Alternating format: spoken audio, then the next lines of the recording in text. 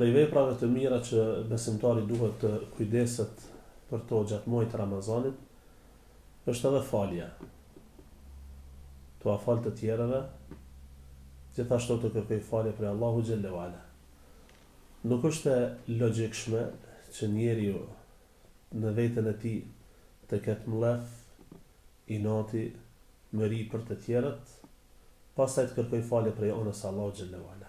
Mirë po, ai në Ramazan duhet t'i fal të gjithë, pastaj të jetë meritor edhe për faljen e Allahut subhanahu wa ta'ala. Aisha radiallahu ta'ala anha, pejgamberin sallallahu alaihi wasallam e kishte pyetur. Atëherë kur i dërguari i Allahut i nxiste besimtarët ta kërkonin natën e Kadrit në 10 e fundit, një natë e cila është më e mirë se 1000 muaj.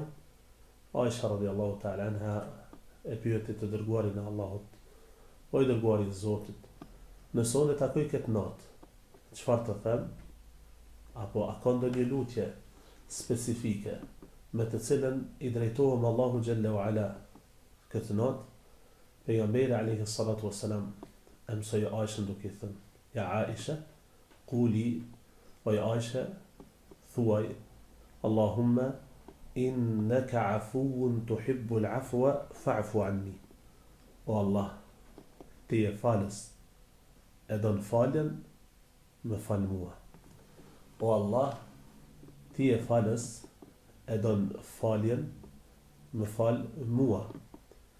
Pra njeriu duhet të kujdeset për falje edhe të kërkoj prej Allahu xhelle wa ala gjithashtu që ai ta fal, posaçërisht në këto 10 ditët e fundit. Duat më të mira me të cilat njeriu i drejtohet Allahu xhelle wa ala janë ato të cilat janë transmetuar prej pejgamberit sallallahu alaihi wa alihi wasallam.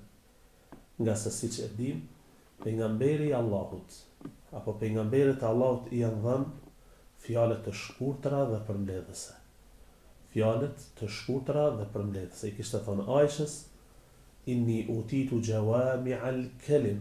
Mua më janë dhënë fjalët përmbledhëse dhe të shkurtra. Nëse ndalim edhe meditojmë këtë dua, e gjejmë se për ka formulimi i fjalive është shkurtër, mirë po përmbajtja e saj është madhështore.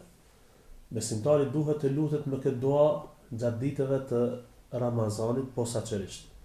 Në ditët e fundit të Ramazanit, e kryesisht në ditët në të cilat shpresohet të jetë nata e Kadrit. I lutet Allahu xhelle wa ala me këtë lutje, qoftë në lëvizje, qoftë duke ndejtur, qoftë kur është në namaz, posaçërisht kur është në sejdë, se pejgamberi alayhi salatu wassalam thot: "Wa amma ar-ruku' fa'azzimu fiha ar-rabb." Në ruku madhërojeni Allahun xhelle wa ala. Ndërsa në sejdë wa amma as-sujud fa'akthiru fiha min ad-du'a. Ndërsa në sejdë shpeshtoni në të duat, për faktin se Allahu xhelle wa ala njeriu është më afër Allahut atëherë kur është në sejdë. Thot pejgamberi alayhi salatu wassalam: "Wa amma as-sujud fa'akthiru fiha min ad-du'a." Në sejdë shtoni lutjet tuaja, faqaminun an yustajaba laha, an yustajaba lakum. Shpresoj te Allahu xhelle wa ala që t'ua fal juve dhe t'u përgjigjet lutjeve tuaja atëherë kur jeni në sejdë. Elusim Allahun xhelle wa ala të na bën prej atyre të cilëve Allahu i pranon lutjet gjatë këtij muaji posaçërisht në natën e Kadrit. Elusim Allahun të fal neve, pasi që ai e don faljen.